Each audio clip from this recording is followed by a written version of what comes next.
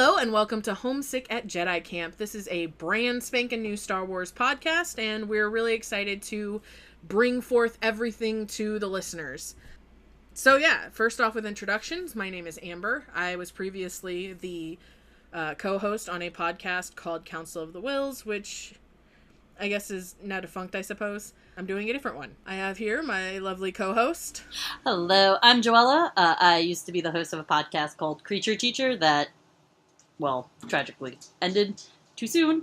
But now I am back over here, and we are ready to bridge a whole new topic of Star Wars. Yeah! So first off, because this is our very first episode, we've decided to do a little bit of general introduction about us in case you have no idea who we are, which you probably don't. So to get started, I'm just gonna say a little bit about myself. Like I said, my name is Amber. I am currently 31 years old, and I have been involved in Star Wars since I was a wee little child. My father was super into it, my brother was super into it, and so it was only natural that, I get into it as well. So, I've been in the fandom for, close to 30 years once I was old enough to really process what I was watching. Han Solo was a favorite character growing up, but as I got older and a little bit more feminist, I became really interested in Leia. As it stands, my favorite movie in all Star Wars is The Last Jedi, which I know is kind of a contentious thing to say for some people, but really I just appreciate the fact that it's really a movie that you have to unpack. And as someone who went to film school, I went to film school, I really enjoy movies that you have to really think about, and movies that make you try to understand things more so than just basic, shoot 'em up, pew pew kind of movies. And it's not that I have a problem with the earlier Star Wars movies or think that they're just basic shoot 'em up pew pew movies. I just think that The Last Jedi really takes symbolism and inner thoughts and motivations to a completely new level, which I really appreciated. Yeah, that's about me in Star Wars. So, Joella? All right, so my turn. So I, too, have been a Star Wars fan since I was a wee little Padawan.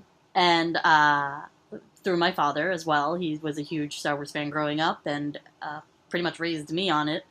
And I fell really heavy into it with the prequel trilogy. And my favorite movie is Revenge of the Sith. I was a huge, kind of still am, stan for Anakin. But my favorite character is Padme. She always will be. She is a fierce woman. Done dirty, but fierce woman. And she is absolutely amazing. I do love the originals, of course. And the newer ones I am starting to get a little bit more into. I saw them when they came out. I was into them. I did not have any issues with either of them for the most part. But I didn't really get too much into the sequel lore, I guess. And so I'm starting to get into that a lot. I am super heavy into the Clone Wars era. So I know a lot about that.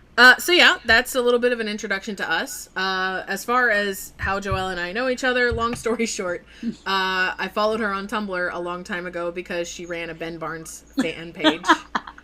And I was super into Ben Barnes at the time. I mean, I still am. I'm not gonna lie. I watched the crap out of Westworld. But True. Very true. But that's also because the love of my life, Shannon Woodward, is in it. And I really wanted her to play Jaina Solo back when I thought they were gonna adapt it. She played Sabrina on Raising Hope. You're fucking right, she did. Yeah, that's one of my favorite TV shows. I love her so much. I'm just... But, so yeah, we followed her, then I added her on Facebook, and we've known of each other's awareness for 10 years, and only recently did we start talking, and we realized that we have so much in common, and we clicked so well, and it's wonderful. Yes. We pretty much can nerd out about Star Wars together, which is a lot rarer than you think. Especially, to click it and, have very similar ideas and viewpoints on a lot of things. Yep. She's an Anakin stan, and I'm a Kylo Ren stan, so we get it. Hatred, yes, we get it. So yeah, that's the general thing about us. So just to give a little bit of information of how our show is typically going to go, we have a format that we're going to follow where we're going to, kind of talk about, how Star Wars has been for us this particular week. Then we're going to go into a little bit of news, depending on what has happened. Some weeks may be really news heavy and some weeks may not be. It really depends. After that, we're going to have a feature discussion, which is going to be anything between characters, various forms of media, the themes, the theories, all kinds of stuff that you could discuss within the Star Wars universe. And then we're going to have a section where we discuss historical events in Star Wars, just to kind of give people a little bit of background information that they may not get if they only watch the movies. And yeah, that'll typically be our format. However, since this is kind of a beginner episode and there is so much news to cover, thanks to San Diego Comic-Con, we're going to just go ahead and do a news-only episode just to kind of introduce ourselves to the world. So, yeah. That being said, I think it's time to get started. Yes. Head on over. Head on over. So, the biggest source of all of the news this week has definitely been everything that was announced at San Diego Comic-Con. And most of that news, the real brunt of it, comes from the publishing panel, which announced a bunch of new content in the form of books. Personally, my favorite book that came out of the whole San Diego Comic-Con panel is, of course, Queen's Shadow. Finally, Padme is getting her own book. So I am super, super, super excited. I am going to pre-order this. I am going to probably read it in one day. I'm not even going to lie. I'm going to eat this entire thing up. So this is about after Padme serves as Queen of Naboo, the newly elected queen asks Padme to serve as one of Naboo's senators. And with the help of her devoted handmaidens, Padme must figure out how to navigate the treacherous waters of politics and forge a new identity behind the Queen's shadow. So I am super, super, super excited for this one. I am too, because I'm not super huge on Padme. I had this weird bias. Look, no, don't. I know. I read your rant.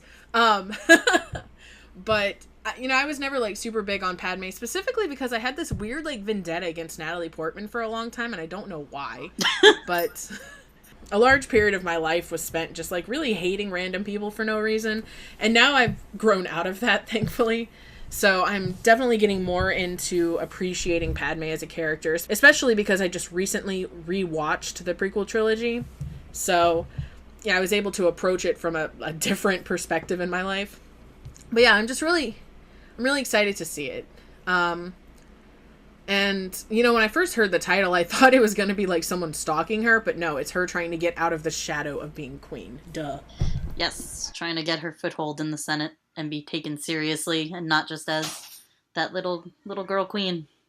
Which is kind of exciting because we got to see a lot of the political aspect of Leia's life in Bloodline, so it'll be fun to see her mother going through the same thing. Yes, definitely. I agree with that. That's one of the things that I was always really interested in, that they never really touched too much upon with Padme, surprisingly. She was, obviously there was episodes of the Clone Wars television show where you very briefly got to see her at her inner office, or, she was very sidelined a lot, unfortunately, in my opinion. Where she could have been brought out to be much more than she was. There's also a lot of cut scenes from the actual movies where it shows her, a lot more, but that's why I'm super excited about this book, because it's going to be, a canon book about her. Queen Shadow will be written by E.K. Johnston, who previously wrote Ahsoka for Lucasfilm and Star Wars. And Ahsoka was a fun book. So yes. I'm excited to see Another one of my favorite characters. I love Ahsoka. E.K. Johnston really seems like she's got a good foothold within the prequel era, the Clone Wars era, so I'm very excited to see all of it. That book is coming out March 5th of 2019, so we're definitely looking forward to that. The next book that we're pretty excited about is Master and Apprentice, which will be written by Claudia Gray, who is one of my favorite Star Wars writers because she wrote Lost Stars, Bloodline, and Leia, Princess of Alderaan. And I think all three of those are great books, just really interesting stuff. There's not much really given on the details of what this book is going to entail. All we know is that it's going to be set before The Phantom Menace, and it is going to have Qui-Gon Jinn and Obi-Wan Kenobi doing a mission for the Jedi. Personally, I'm really excited. Qui-Gon Jinn was always one of my favorite characters, and I was really upset that he died in The Phantom Menace, even though I understand why he had to. Yeah. Oh, well, yeah. Yeah, me as well. Qui-Gon is another one of those characters that, unfortunately left too soon. We got a lot of Obi-Wan, definitely, obviously, but he was definitely cut out pretty quickly. But there is a comic that had came out a while ago that was about pre-Phantom Menace, so I wonder if it's going to have anything to do with that. I guess we'll have to wait for them to release a little bit more information, but their dynamic always really intrigued me, because they really, truly were a master and apprentice. There was no deception. There wasn't like the Anakin Obi-Wan, Yeah. They were just truly a master and an apprentice. They were friends, of course, but yeah, they were Jedi. I would love to see what like a healthy master and apprentice exactly. looks like. That's what I'm trying to say. It's like a healthy, because I don't think that Obi-Wan and Anakin were healthy, and I don't think that Anakin and Ahsoka were all that healthy either. Well, they were definitely healthier than Anakin and Obi-Wan. I mean, look, anything with Anakin's going to be a little bit tainted. Sorry. Exactly. Yeah. No, you are. It's not a lie. No, that's fair. That's fair. So yeah, that book comes out February 26th of 2019, and I'm definitely hoping we get more information on it before it comes out, because I really want to be excited about this, and I already am, but like I want more. I'm greedy. So the next, so this one I am super, super, super excited about. The next book that's going to be coming out is Women in the Galaxy by Amy Ratcliffe. She writes for StarWars.com and Star Wars Insider. So this is going to be an art book of female and non-binary artists profiling the 75 women in Star Wars. So this is going to be really, really good. I feel like this is needed. And some of those women are Leia, Rey, Ahsoka, Eden, Jin, Rose, Maz, and of course, many, many, many more. Because we have a lot of really strong women within the Star Wars franchise that really aren't featured, aren't talked about a lot. Like I assume like Asajj Ventress will probably be in there. I'm sure Padme has to be. Oh, well, yes. Yeah, I mean, that's an assumed one as well. Mon Mothma. Yes. I would hope that Brea Organa is in it, but, I mean, who knows? Shmi. Yes! Oh my god, please let me know more about Shmi.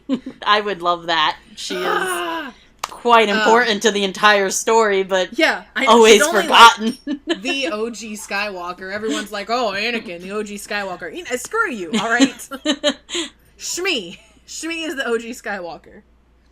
No, I'm really excited for this because, I get a lot of I hear a lot of criticism about how, there's just no women in the Star Wars universe. And I'm like, yeah, man, I barely see any women in the Star Wars universe. And the fact that this art book is going to be profiling 75 women is pretty cool, even if it seems like a lot of these women have come about in the later years of it. Would have been really nice to see a lot more in the past, but this is still good. I'm still excited. I think adding more women into the fray and really focusing on them is a great thing. And from the description, it seems as though Amy Ratcliffe is going to be writing some prose or profiles or something on each of these women. And then the artists are going to be drawing images of them, and from what I've seen so far, it just looks gorgeous, and I'm so excited. Yeah, the images I've seen from this book just are absolutely gorgeous, and it's going to be one of those things where I'm going to be like, is there a way I could get prints of these? And I'm sure they will have prints available.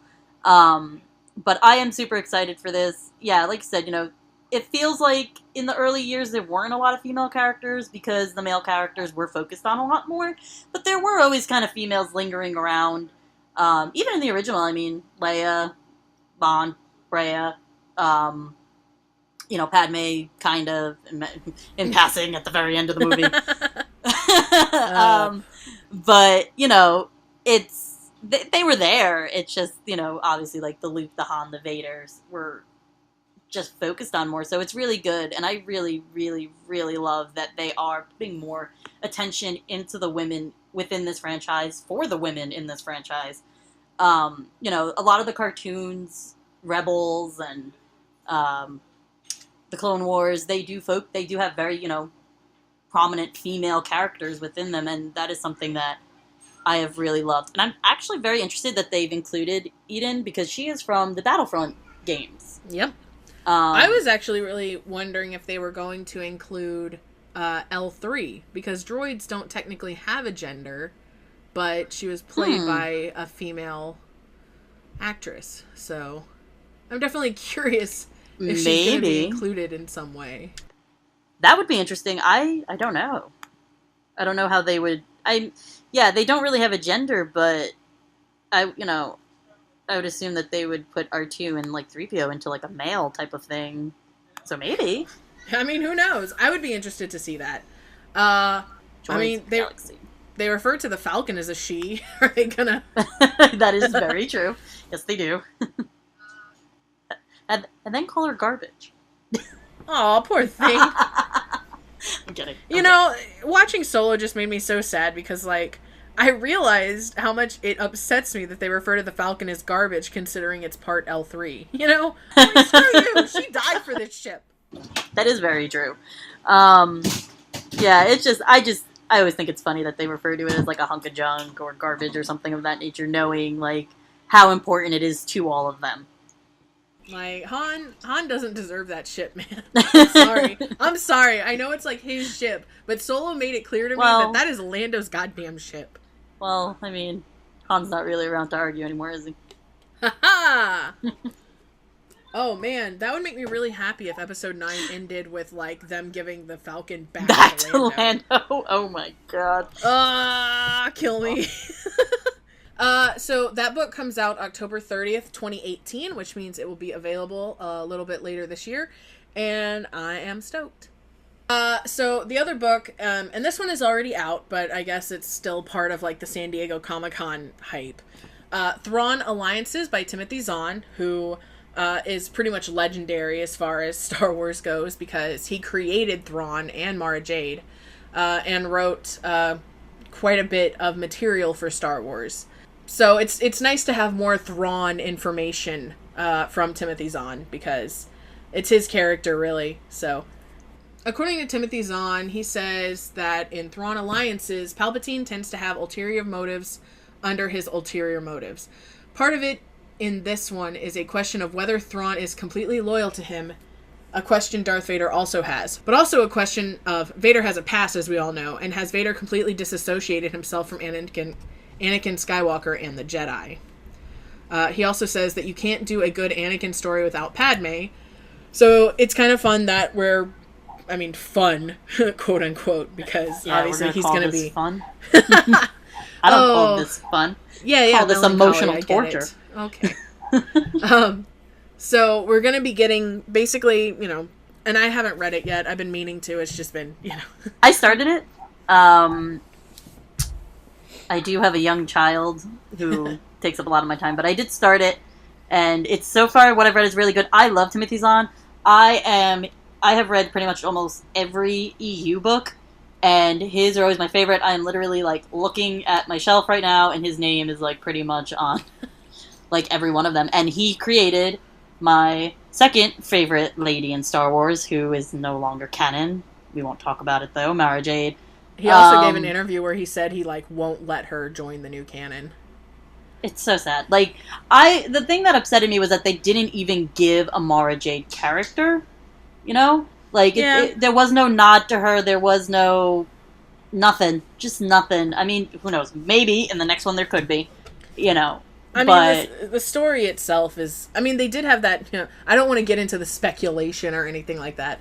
But there was supposedly a casting call where they were casting a woman in her 50s named Mara. Yeah. But that just seems...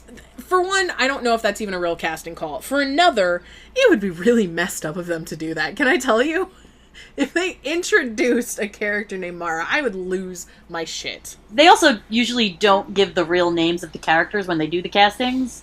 That's usually but just, a fake even name. if it is a real casting call, to use that name in particular is just weird. Like, is she gonna fulfill that role? Is it just a name you picked? I don't get it. I agree. But as far as this book goes, this is one that I am very, very much into.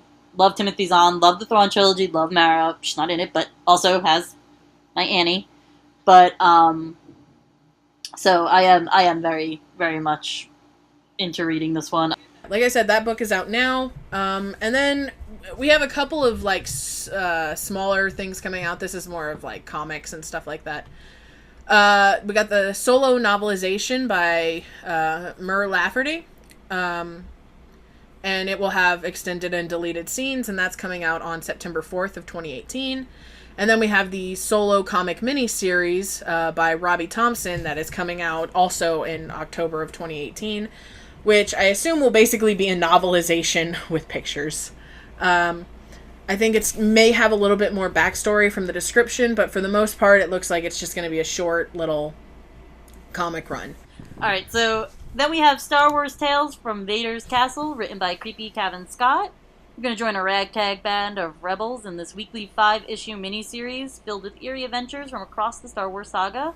Told in the shadow of Vader's castle, these spooky stories feature Hera, Kanan, and Chopper, Han Solo and Chewbacca, the Ewoks, and of course, Darth Vader himself. It looks like it's going to be a Halloween mini-series, which is cool. I believe it's coming out in October. It looks kind of neat. The way they were describing it is like the beginning of a horror movie where the car breaks down, and now it's a ship breaking down on a lava planet. I'm super excited about this one. I love horror and all that stuff, so this one actually did really intrigue me. They love giving Vader 5-issue miniseries. I don't know why. I mean, Vader existed for 5 movies. Because I'm not going to count him existing in The Phantom Menace because he was just a little boy, and I won't blame him for that. He was always just a little boy. Alrighty. All right. We'll get into that next week. Still on the comic front, we have new Marvel comics coming. Age of Republic, written by Jody Houser. Age of Rebellion, written by Greg Pak. Age of Resistance, written by Tom Taylor. If anybody notices a trend there, let me know. And they are going to be coming out December of 2018. You're going to journey through the entire Star Wars saga with Age of Republic, Age of Rebellion, and Age of Resistance. A 30-issue maxi-series chronicling the most iconic heroes and villains from across the galaxy. I happen to love the Marvel comics when they do Star Wars. They definitely do it the best. So this epic Marvel Comics event starts in December with Age of Republic, Qui-Gon #1, and Age of Republic, Darth Maul #1. Ooh. So yeah, it's kind of interesting because when they announced the 3 titles, Age of Republic, Age of Rebellion, and Age of Resistance, obviously that refers to the prequel, the original, and the sequel trilogy. Republic, Rebellion, Resistance. So that was interesting. So I thought it would just be a single issue under that title, but the last thing where it says Age of Republic Qui-Gon 1 and Age of Republic Darth Maul 1 is pretty interesting because now it looks as if it's going to actually be multiple stories underneath that umbrella title of Age of Republic, which is also the under the umbrella of the Age of saga. So it's gonna be a big one. I'm very interested in that. I love comics. I love the Marvel comics. They do them just so well. They always have amazing artists, great writers. So the fact that this is going to be a pretty, looks like it's going to be a pretty solid thing, got me pretty excited there. I'm going to have to definitely put that one on my monthly order list. Yeah, I don't really read single-issue comics anymore because, for one, I moved to a town that has the worst comic book stores. But I mean, other than that, I've just reached this kind of point in my life where, I hate taking care of, the paper of the comics. You can do it, you can do it online. They have, apps and stuff. Yeah. There's an app for that. Look, I love having my bookshelf full of trades, so that's pretty much where I'm at. I don't know if they do the trades for the Star Wars. They have to, right? Yes, they do. Yeah. They do. I have a couple. I have the trades and the single issues, which is probably a little overkill. But I love the single issues because I like reading them as it's happening. And sure, like I said, you can do it on your phone. And not sponsored, but Midtown Comics ships them to you. That's what I do. So, I mean, well, the thing is even though I don't really read single issue comics, I think I might do it with this series, and the Vader one, just because I'm kind of super into it. Yeah, the Vader one is small. It's just a 5-issue one, so that'll be, that won't put too much of a dent in the shelf, but, well, in the box. In the box. My comic boxes, but this one, I'm really excited when I saw this. I was like, finally, another, like, good Marvel series. Yeah. Also, this isn't really publication, like, announcement. It's more so just kind of talking about it. But they announced the official end of the Poe Dameron comic, I believe. Did they? Yeah. It's ending with issue 31. Okay. Which, I mean, it was only meant to be a short run anyway, but it was really popular, and so people kept asking for more and more and more. Right. Well, he's very popular. Oh, yeah. And I think the only reason they're ending it, I'm sure if they had the content for it, they would continue it, but with it already extending past the end of The Last Jedi. Yeah, that's probably very touchy. Yeah, I just don't know how much further they can really go with it. So, well, with that being said, they could pick it up after the next one. Oh, so, yeah. If they went on a break for like a year and a half and wanted to do like some Poe Dameron lead up into The Last Jedi, do some lead up into epics, that would be cool. By the way, I'm going to call episode 9 epics all the time because that's what the initials look like. So if you hear me say epics, I don't mean the weird like TV internet thing. That weird like B-Read channel. Oh, great. This show is only available on Epix. Guess I won't be watching it. Anyway. So, yeah. I mean, they could, start the run up again with Epix and, continue it past, but who knows? So, yeah, the end of the Poe Dameron comic is coming, which, look, I'm going to be honest and say that I don't particularly love Poe as a character. He's okay, but, like, my thing is this is kind of, like, in response to the fact that everybody hates Kylo Ren. They're like, oh, he's basically a men's rights activist. And I'm like, you understand Poe is definitely more of a men's rights activist than Kylo Ren, right? The man literally thought that his female superior officer owed him explanations for things. Like, let's be real here. Yeah, Poe we'll call him a real go-getter. Yeah, that's a word. So yeah, those comics, I believe that's all the publication news that came out of, I mean, obviously there were some other, like, kids books, which, I mean, I didn't write them down because that doesn't affect me, but you have a kid, so who knows? I do, and I do buy all the kids books, so. Yeah. I'm excited for those. So, but we're not going to go into it because I don't really think anybody's super, like. No, but if you're interested in it, Google.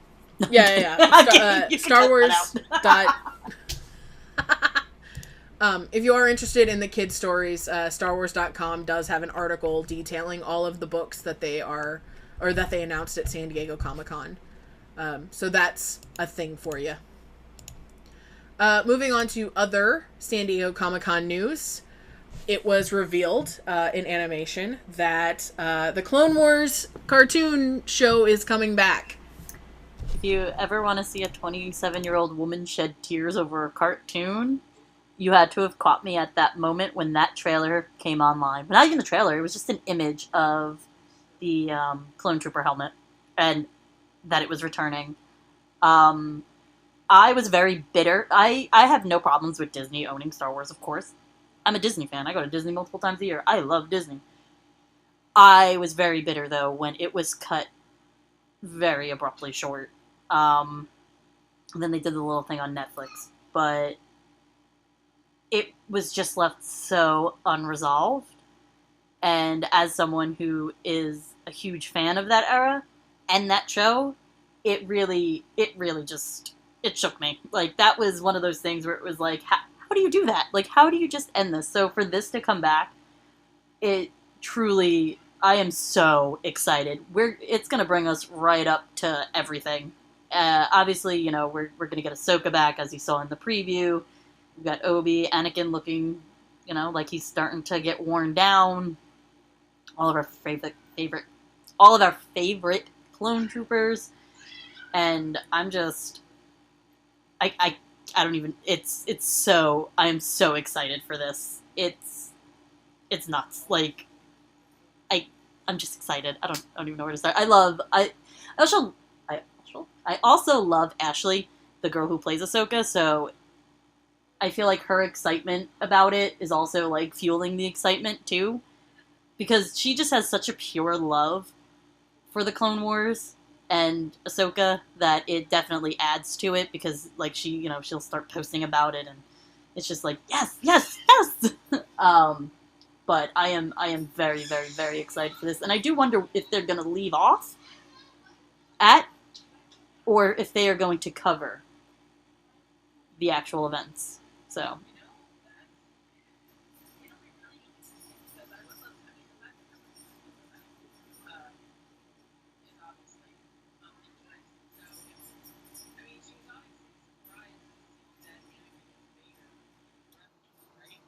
Yes.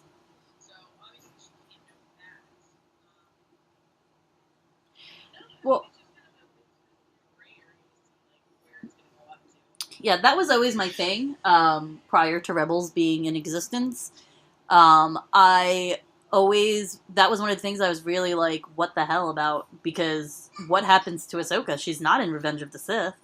So clearly, I always thought that she died, whether by his hand or, you know, by actions that he, committed, and that was one of those things that further led him down that path to darkness. Because he felt like, you know, he failed her and that he had lost her as well, you know, because that's one of Anakin's reoccurring themes, is that he fails people and he loses them. They, they die and there's nothing he can do to bring them back. So I always thought that she was going to die, but then we find out in Rebels, obviously she does not. She is still around. So I'm really curious as to what the storylines are going to, like, what are they going to do? And where are they going to stop? Like, because the Clone Wars does go through Revenge of the Sith, so are they going to go through it, or are they just going to stop right before where the movie would pick up? I'm curious. Because the end of the Clone Wars is Revenge of the Sith at the end, with Order 66. Yeah, I'm really curious to see what happens with it, because, I mean, there's just really a lot up in the air. I know that people were waiting for, like, a resolution of the Clone Wars in the TV show, because obviously it cuts off with the war still going, so what's the point? But it is kind of a question mark of how are they going to do that, in the sense of without stepping on the Revenge of the Sith territory. Because one thing I've always really admired Lucasfilm for is that they don't tend to be repetitive. They don't have a habit of telling the same story in different media. Maybe from an alternate point of view, but not really. They don't really tell the same stories. So, like, everybody wanted a Leia Princess of Alderaan adaptation movie, but Lucasfilm just doesn't do that. No. Yeah, no. I think if it goes how I think it's gonna go, in the beginning of Revenge of the Sith, they're walking in, Anakin and Obi-Wan are coming into the Senate building from, just coming back from a battle, and I do wonder maybe they'll leave off right there with them that makes sense. Landing at the Senate House, and then you just have to watch the movie to find out what happens next, because we would never know what happens. I would love some baby hints. He doesn't know until that moment. I know, but I would love some hints of, like, him being like, oh, me? Because no, someone, I don't know. I don't know. Maybe. I don't know. It's just he doesn't know until that moment because he's not there. He's always off at war. Yeah. So, or, unless he would have felt them. But yeah. She's also not very far along in the beginning there. Yeah. He comes home, he gets his nookie, and then he leaves for war. Pretty much. I mean, just say it how it is, the hero with no fear. Do you think they're only doing a season 7, or do you think they'll go beyond? I'm not sure. I don't know. I'm gonna be really honest. I feel like even if they just give us that'll be enough. or they'll expect us to say that's enough, and it'll never be enough, but it we'll always want more, but I think that even if that's the things I always hate with shows that have like a definitive timeline to wrap stuff up. Like I'm worried about Game of Thrones because they only have this one season to wrap up every single storyline, and I'm like, I don't think you can do it. I thought they had 2 more seasons. No, they just have this one final season. And I think there's only 6 episodes in it. I know it's shorter, but the episodes are longer. Yeah, but still, 14 or 12 or 14 hours, I just don't see it wrapping up. I just don't know how. I don't know how. I mean, I do know how they could do it if they follow, like, the most boring train of thought, which is Daenerys uses her dragons and kills all the White Walkers and then destroys King's Landing, and now she's on the Iron Throne with Jon Snow as her husband, but that's boring and predictable, and I hate it. And her nephew. Yeah, God. Kill me. No, nephew? Yeah, they're nephews. Yeah. Though there is a theory, we're not getting into it. But, anyway. Find out about that on our Game of Thrones podcast. I'm not really sure how they're gonna wrap everything up, but I guess that's why they're making the show. If we knew how they would wrap it up, there would be no point, so.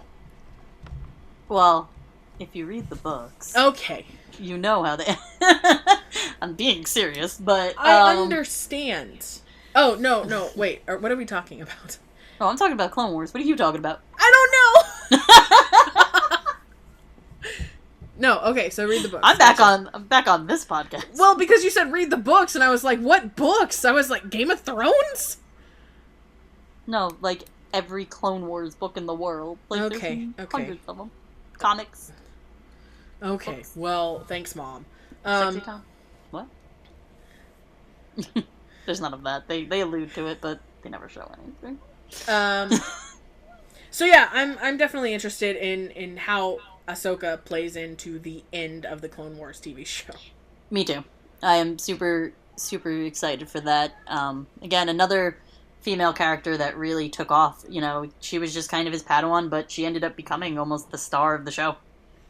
Yeah, there have been a lot of petitions for Ahsoka to have her own movie or to be introduced into the Star Wars movie canon, and at one point I thought it would be impossible. I thought they would never be able to do it because it's information from the TV show, and you would say, hey, you have to watch this TV show in order to understand what's happening, and they would never do it. But then they introduced Maul at the end of Solo, right? Which you only know that he's alive because of the Clone Wars and the Rebels TV show. So who knows, man? They might do it. They might. I did think that for a little bit. Like when Lupita Nyong'o was announced in The Force Awakens, I thought she was going to play Ahsoka. Because Ahsoka would be, she'd be old, but then again, Lupita does play Maz, who's pretty old, so yeah, it's a CGI, and Ahsoka would be pretty CGI. Everybody wants Rosario Dawson to play her. She would have to be like 80. Okay, well, yeah. It's fine. They can do it. She wouldn't be like 80. She'd be like, let's see. She's like probably like what, in her like 20s? No, her like late teens when Luke and Leia are born. Yeah, she's like probably in her like 60s, 70s. Yeah, that's fine. That casting for Mara did say mid-55. They could be casting just a little bit younger. Or maybe they're casting Luke's wife. And maybe it's Carrie. Well, let's get into the next thing and then we'll go into that. So yeah, Clone Wars, that's pretty much the big Star Wars thing that happened at San Diego Comic-Con. Everybody's flipping out about it. I'm gonna be honest and say I ain't never watched it. We're gonna change that. Okay, I know. I started watching it. I really did because Rebels was on and I was like, oh, I really want to watch Rebels. And I was like, but I should probably watch Clone Wars first. And so I started watching it, but then I fell asleep one night and I don't know where I'm at. And I just Just go back. It's okay. Yeah, I'm just gonna have to start over. I hate repeating myself. It'll be exciting. I will definitely have to give the Clone Wars a watch. I guess both in chronological and release order. I have a whole book explaining that. Oh, okay. Well, you'll be sending it to me, I guess. Anyway, so yeah, that's about it for Clone Wars. At San Diego Comic-Con, we were also given, well, we weren't, but people were given a sneak peek of the new Resistance show that is coming out later this year, I believe. Yes, I believe it is later this year. I personally don't know jack shit about the Resistance TV show, because as soon as they said it was airing on a channel I don't get, I was like, meh. Not gonna be able to watch it, I guess. So, supposedly it's like a more traditional art style. Yeah. I obviously we didn't see anything, but I do know it is, Poe is in it. Great! My favorite character! Poe is in it, Phasma's in it, and Oscar Isaac and Gwendolyn are going to also be playing those characters. Well, that's more exciting. BB-8 makes an appearance. Good. Does it show how he gets BB-8? Because I would love that story. I would love that as well. That is a storyline that I would really actually like. But I don't know it. I don't know really much about it. There's not a lot said about it. Yeah, there's really not. From the synopsis, we get a resistance fighter, Poe Dameron, tasks young pilot Kazuda Kaz with spying on the First Order. At the time, little was known about the secretive organization and its strength, so this is going on I think this is pre-Force Awakens.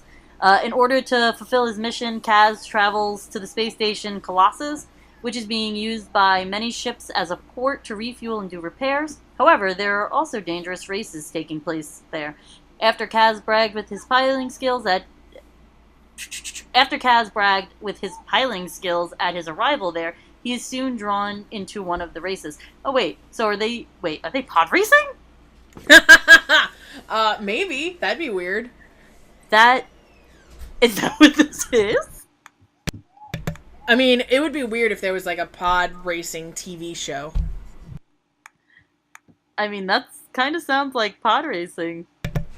Yeah, no, it kind of does. And like the actual like art for it is BB-8 and what could be either a pod racer or an airplane. Pod racer or an airplane, who knows? Couldn't tell you what that was. But yeah, upcoming American anime inspired television series. Oh, great. Okay. Oh, it's gonna be on Disney. Oh, it's gonna be on Disney Channel and Disney XD. Okay, watch this. Yeah, I've cut the cord. I'm not gonna be able to. My daughter will watch this. It's one of the things I really love about all these cartoons is that it's something that my daughter and I can watch together. We watched the Clone Wars together. I think that airplane is an X-wing.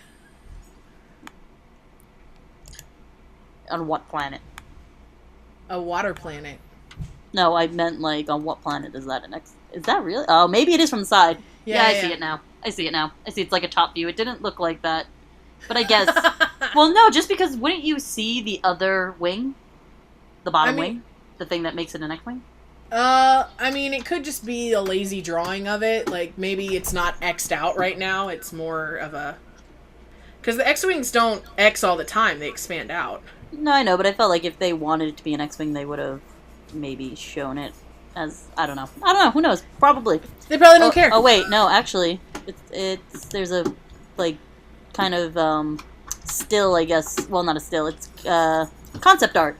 I don't think... That's not an X-wing. It looks like a pod racer, actually, on the concept art. Oh, boy. It is pod racing. Oh, yeah. I just hope we get some Kylo Ren. Probably not.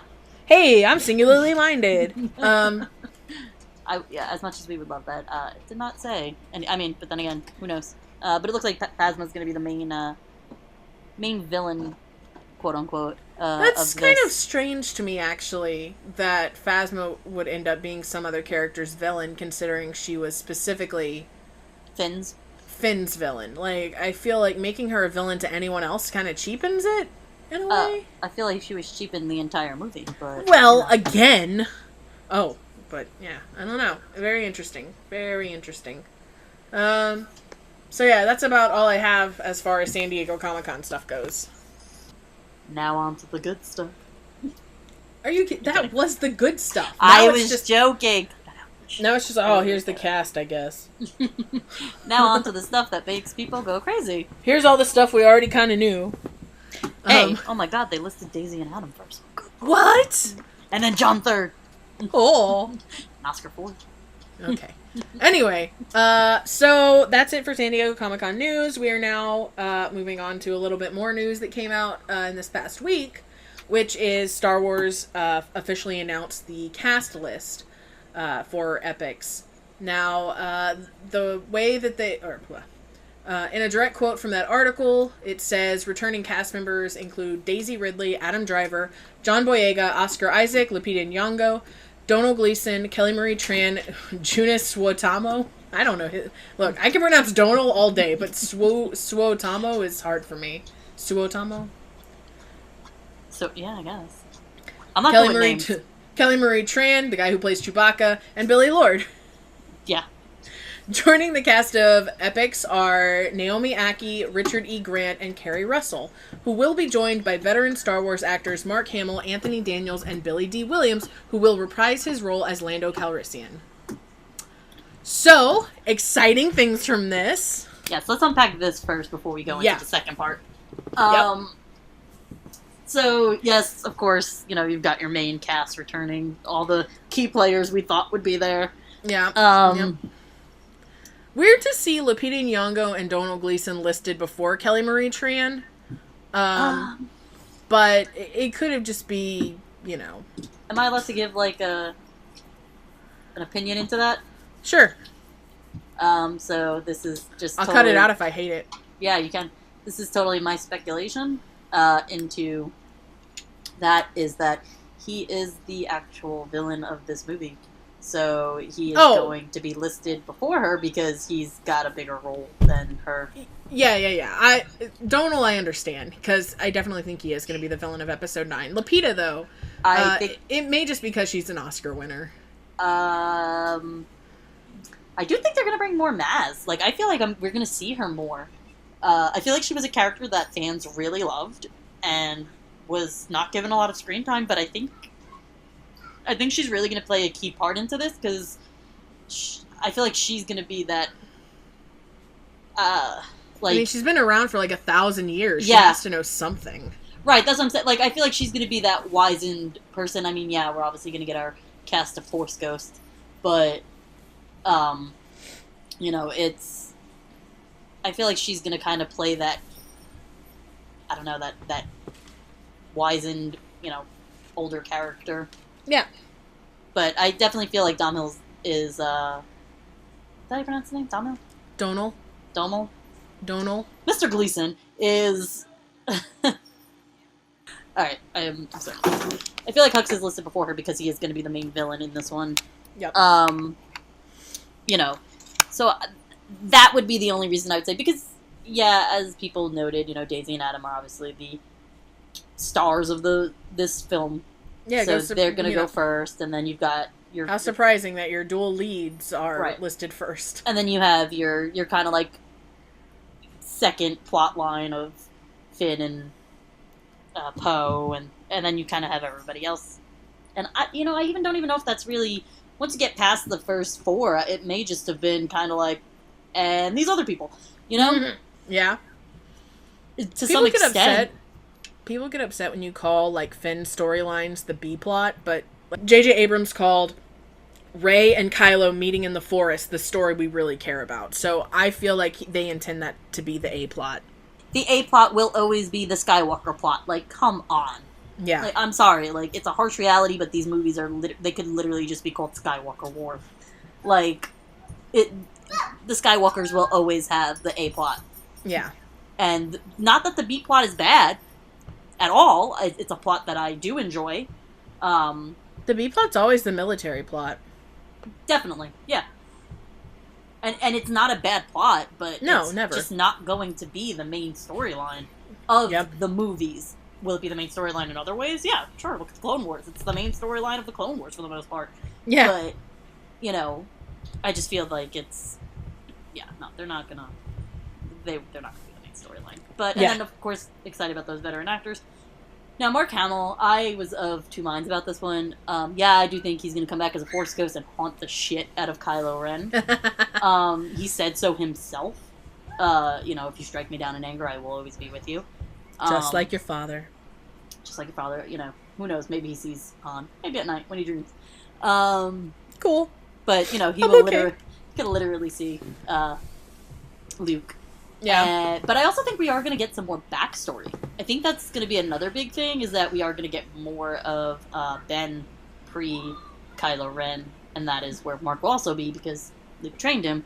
Yep. I think he's going to share that with, you know, Rey through flashbacks and things of that nature. Naomi Aki. So I am super stoked about this, because I feel like she's going to be a really big character. Yeah. I feel like she's going to be a big B character. Whether kind of like how Laura Dern was. Yes. Yeah, kind of like that, where, you know, you're a subplot line, but you are a big one.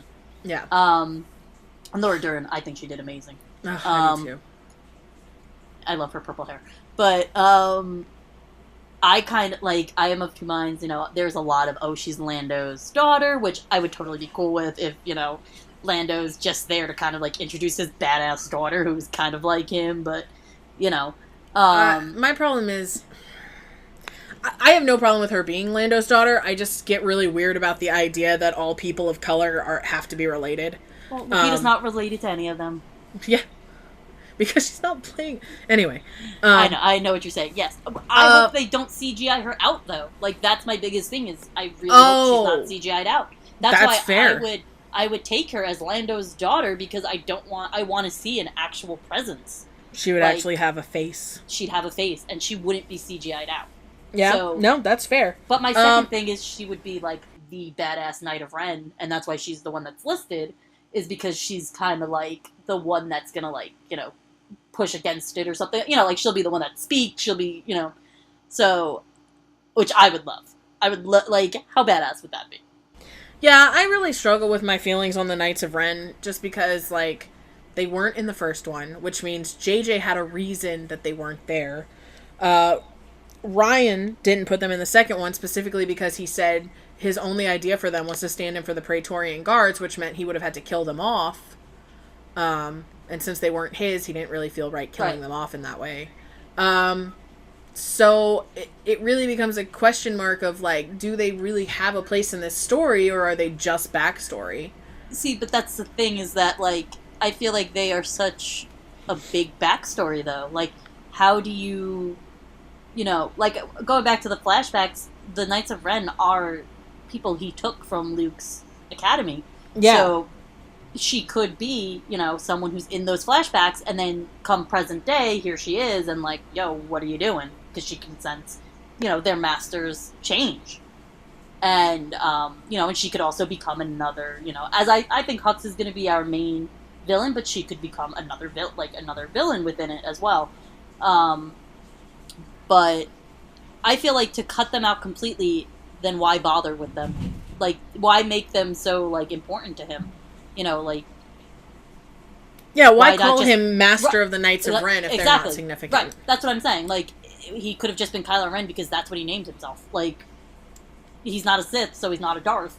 So, he could have just named himself Kylo Ren because he liked the name. You know what I mean? Like... Well, somebody pointed out that Kylo is a combination of Sky and Solo. Yes, and Ren. And that Ren is just his name with an R. Yeah. He just erased part of it. Yeah, like. But that's what I'm saying. He just put his name into a dark Jedi name generator, and he got out Kylo Ren.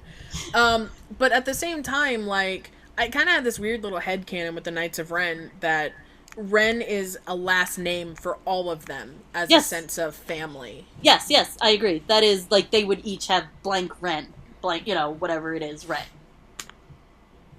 You know, whatever they want to be. Yeah, because I think the biggest problem for Kylo has always been, like, he hasn't really felt that sense of family from his family.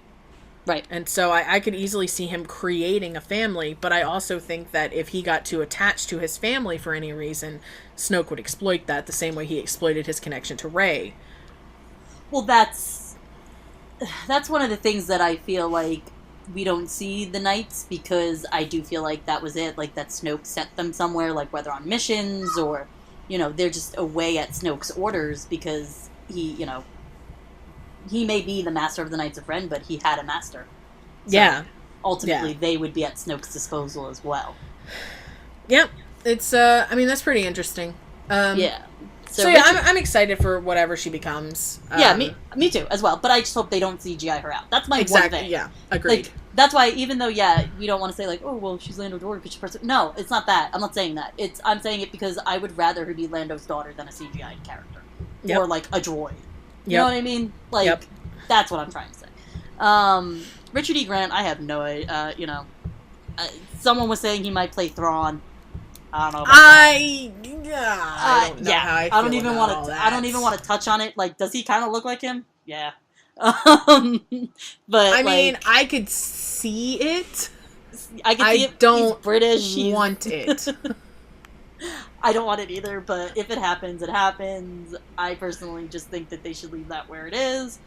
I think he's probably going to be like a major First Order officer. That's just, he's got that look. Yeah, he might be. It might be like him and Hux devise a plan to out Kylo Ren. People have also speculated that he might be playing a young Snoke. Ooh, I could see that. Yeah, no, I could see that. If you look at him, he kind of looks like he could eventually, have a giant dent in his head. But yeah.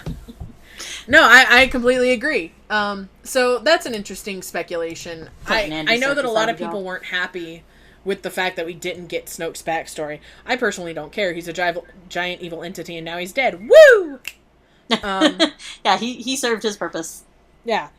But, they may go ahead and have him be the they may give him a backstory. I wouldn't be super into it in that sort of way, but... once upon a time, there was this big talk about how one of the ideas about Snoke was that he was prolonging his life by stealing energy from other people and taking over their bodies, kind of like Apocalypse in that X-Men movie that was kind of bad. I'm so sorry, Oscar. I'm so sorry. And so that was kind of an old theory running around, but it was pretty pervasive. Like, a lot of people used it, so I don't know if it has any basis as a real rumor, like from Lucasfilm or anything like that, but it could be something where Snoke, moved his energy into this Grant dude. I think Snoke is just donezo. I would hope so. I really hope so. I don't want Snoke to come back because I hate retconning so much. No, it's. I don't think Snoke is coming back in any way of like actually being back. Flashbacks, maybe. Because like I said, I think we're gonna go more into Ben's backstory, into Ben, not Kylo. Yeah. And that would be a part of it because Snoke did have a hold on him when he was a kid. Yeah. So, you may see him. He may have been like, a senator with Leia or something. Like, I don't know. Well, Leia does know who he is. Divulge that, Jesus. I doubt that they're gonna repeat that because with Palpatine, but yeah. You never know. He could have just been someone. Yeah, Leia knows who he is, but we might see him in that way. I don't know. I think that he was a known entity to Luke and Leia and Han, but I don't necessarily know how.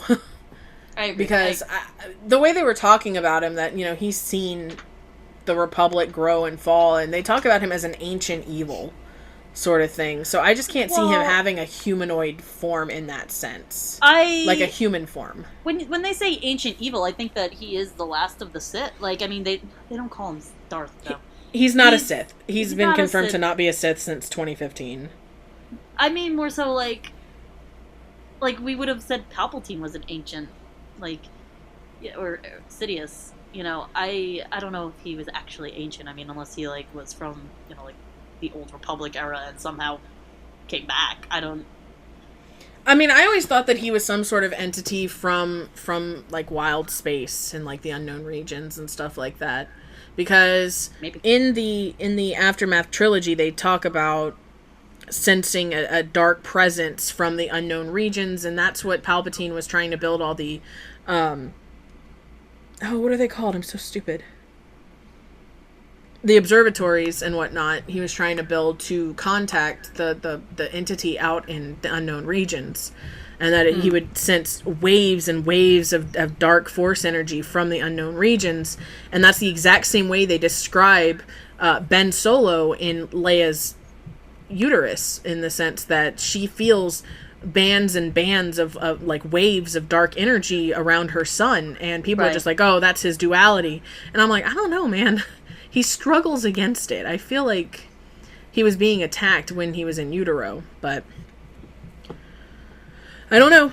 And then I think the novelization for The Last Jedi confirms that Snoke came from the unknown regions. I don't know. And I like I had said earlier, I'm not as on the up and up when it comes to the sequel trilogy. So kind of, I'm getting there. I'm starting to dive into it a little bit more. It's not that it didn't interest me. It just, I think I was. It's not the Clone Wars era. It's not Padme. No, I'm kidding. It's just, it's not that it didn't interest me. It's just that I was still, reading and doing all the Clone Wars stuff and other stuff as well, older books and things of that nature, that like I was kind of like, all right, when I'm done with this, I'll move on to that, because that's a whole other thing to tackle. And now I feel like I'm at a place where I can tackle it. So I've been, and I watched The Last Jedi again. It's actually one of my daughter's preferred movies to watch at night when she goes to sleep, so I've seen it quite a bit now. And so it's like, and every time I watch it, I'm like, oh wait, that, and then it's like, oh, I didn't catch that, and it's one of those movies that you got to watch over and over again, which I'm sure this next one will be as well. One watch is definitely not going to get you all the stuff that you were supposed to see. Oh no, not in the least. And then Kerry Russell, this one, I mean, Felicity is coming to the Star Wars. I really feel like she was cast specifically because JJ's worked with her. Not to like undermine her talent or anything like that. I'm just saying, like, I think she definitely had. I think he specifically had a character in mind and asked her rather than a casting. Kind of like how Adam was with Kylo. Yeah, exactly. It's. I've seen a lot of rumors of her being like Rey's mom or something. Stupid. Hate it. I don't like it either. I don't think this is Rey's mom. What I was saying earlier, maybe she is that Mara figure. Maybe not necessarily Luke's wife, but maybe Luke did not run the academy alone. Yeah, that would be interesting. So she could be kind of like, just another Jedi, essentially, or... She's playing Ahsoka! No. No. My favorite thing about casting speculation is just how wrong everyone always is. Oh, yeah. Oh, no, we're going to be completely wrong. We're going to listen to this a year from now when we have, like, more information. Trailer. And we're going to be like, oh, shit, she was Snoke. Oh, no. They did originally want Snoke to be a woman. So anytime someone is like, oh, this girl... I would love that to death. Padme is Snoke. It's just a mess. Everything's a mess. No, not that. But... What, no, you don't think Padme would try to reach out to her grandson? Not that way. So, Kerry Russell, I don't really know who she's going to play. I know you and I talked about how maybe she's related to Padme in some way, but... Oh, yes, we did. We had that was the other... Thank you. I was trying to remember what the other person who I thought... Yes, she might be one of the Nibiri, one of Padme's nieces, or one of her niece's children, which I could totally see. Yeah. I mean, just based on the age, I think she would have to be one of the niece's children. Right. But maybe. Either way, like, she would kind of be like a cousin in a way. She would be a relative to Leia and Kylo, so that would be interesting. And, I mean, people do have rumors that we're going back to Naboo, so it could be something, that they could do. Which I fully support. Yeah, I know. And I didn't support until you talked to me about it. But we can get into that later. Yeah. So yeah, I don't know. There's a lot of speculation on who these new folks could be. I'm really excited to find out more. I remember how excited I was when they announced Kelly Marie Tran's name was Rose, and I was like, Rose! And then they announced her last name was Tico, and I was like, Tico! And then they explained her character, and I was like, yeah! All right! Name! Yeah. I love, you know what? Hot take. I love Rose. I think she is an amazing agreed. character. Agreed. And I think people need to leave her alone. Agreed. But then, you know, and then the second part of this is that, and I am emotional. I'm not going to cry again. They will be bringing footage from The Force Awakens, and that's how they will have Leia make her exit from our great story, which I am actually really, really happy about. I'm really amazed that they have enough footage to do that. I'm not. They always overshoot. Yeah, so much. It's gonna be weird though if she goes back to the old like purple vest outfit. She might not even necessarily be in that outfit. That might be because might be why they're pulling that footage. They did have they originally filmed a scene where Maz and Leia were talking, so it could have something to do with that scene. Could have something to do with that scene. It could, you know, they might have filmed a flashback for The Force Awakens where she's talking to Ben. Oh yeah. Something of that nature, you know, and you know, I do feel her death is going to be off screen, and it may be that he, you know, flashes back to that and, you know, within himself. But I'm really happy, you know, thank you Billy Lord for signing off on that, and JJ for not recasting or doing the CGI thing. You know, I feel like that would have been bad. I thought it absolutely had to be done in such a way that she would have to die off screen in the either at the very beginning of the movie or in the opening crawl. So I'm really glad that they managed to find a way to bring her in. Yeah. You know, and like my favorite post on Tumblr right now is the one that's like Carrie Fisher has the biggest dick energy. Yes, because she managed to you know be in a movie filmed after she died. I totally agree. And then the other one that like I love that post. I think I've reblogged it like twice now. But my favorite post also going around is the people who have screenshotted, and it's Mark's Twitter post about her. You know, that just really, you know, with him saying that it's bittersweet to face his final chapter without her. Yeah. You know, that she could never be replaced, and, you know, that, you know, she will always be, you know, part of the series, and I'm not gonna cry again. It's just, it's awesome. I think it's great, and I think that JJ made the right call. Definitely the right call, not recasting.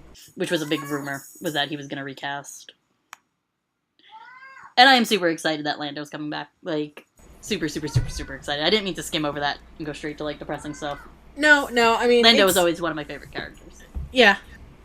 I don't know. I'm really excited with the way they've decided to do the casting. I'm really excited about Lando. I'm, like, impossibly excited about Lando. And everyone's talking about, like, oh, how they're just gonna kill him off. And I don't know if they will.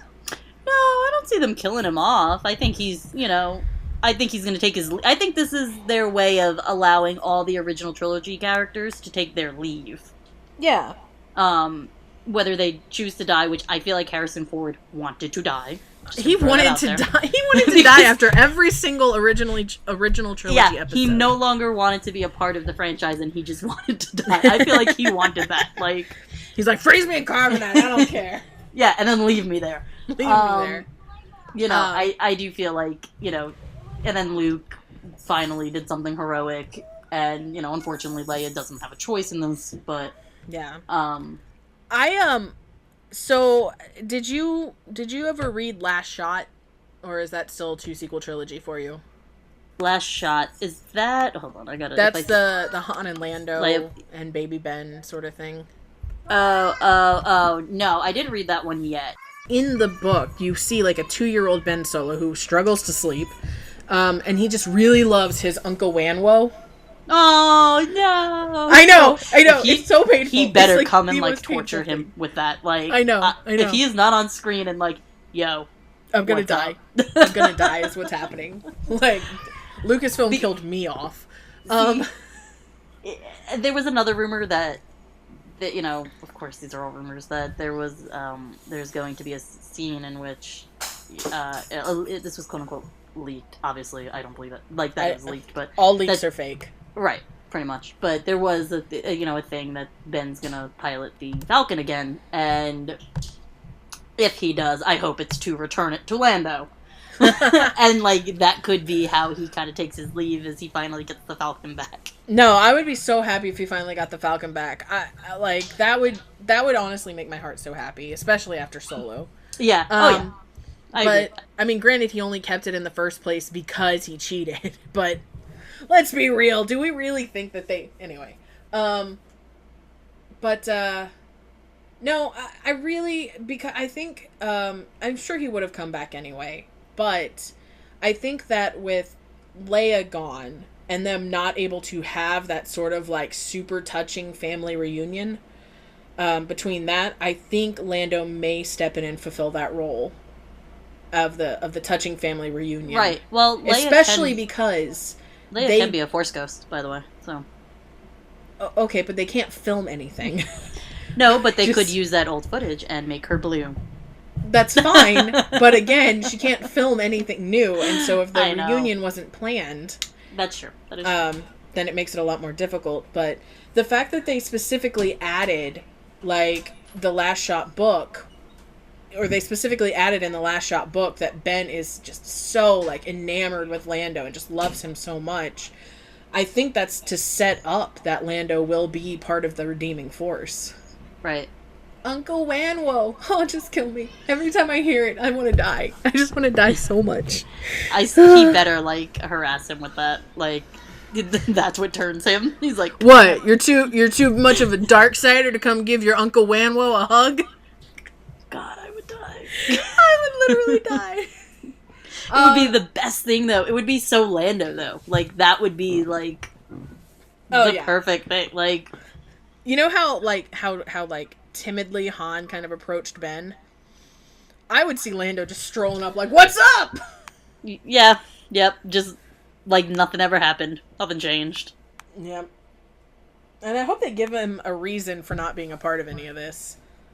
I mean, I guess he wouldn't really necessarily have a reason to be, considering he was Han's friend and wanting to get in Leia's pants or not, like... I'm sure they will. I'm sure they'll give... that he was off doing something or had some sort of an issue or, Yeah. But yeah, I'm really excited about this cast and I'm really excited about all of it. The last little bit of filming news, since this is already like 27 hours long. Episode 9 starts filming this week, according to the Star Wars Twitter. They said it starts filming next week, but they posted that on Friday, so we can only assume that means this week. This week. Not exactly sure what day. I don't know if the Star Wars Twitter is going to update it or not, but there you are. Probably, but that's also, they're probably going to start filming, like, the panning shots, the backgrounds, the scenery, things like that, because, and I'm sure they'll start getting some of the cast in there. We know Adam's not going to start filming until the end of the month because he has all the Black Klansman stuff, so... Yeah, I mean... We'll see. It's, I don't know, I'm excited to see what happens. As far as filming locations goes, these are all rumors. No one really knows anything specific at this point, I don't think. But apparently a newspaper in Scotland reported that a Star Wars movie would be filmed in Scotland starting this summer. However, they announced that it was going to be part 1 of Rian Johnson's trilogy, which, as we all know, Rian Johnson hasn't even, like, finalized development or anything. Right. He just started developing it after The Last Jedi came out. Just not really enough time to get close, because he has to do the story and then the scripts. So right. And then the pre-production. There's just too much. There's too much to be done for them to film yet. Unless they were just scouting locations to put pictures to words. Yeah. To storyboard, I guess would really be what I'm trying to say. Like, that would be the only thing I could think of, but no, there's no way he's filming. Yeah, no. So they could have gotten it wrong, and what they're actually talking about is that it's episode 9. Right. So that's a rumored location.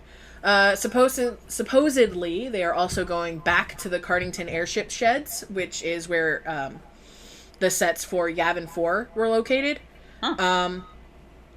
So it was used for episode 4 and Rogue One. So it has been used in the past for Yavin 4. However, it should be noted that a lot of movies have filmed at this place. And it can pretty much be made up to look whatever you want it to be. So just because it is the Yavin 4 location doesn't mean that the movie is going back to Yavin 4. It could just be where their base is located now. And then Pinewood Studios is supposedly booked up at this point. Makes sense. So it's more than likely going to be filmed there. They've used it in all of the sequel trilogy so far. I don't know why they would deviate from that at this point. No, there would be no reason. Yeah. So, that's pretty much the news. It's a lot because this is our first one, so we feel obligated to talk about a lot more of the news. I don't expect that we'll typically talk as long as we did in this episode. Well, not about news. Not about news. Definitely not about news. Hopefully. I mean, Christ. You want me to talk? I'm gonna just... Maybe more closer to like the release of the movie, we will start talking about a lot more because there will be a lot more news to process. So yeah, that's about where we're at right now. We're excited to really get our feet wet with this episode before we dive headfirst into this podcast in the subsequent weeks.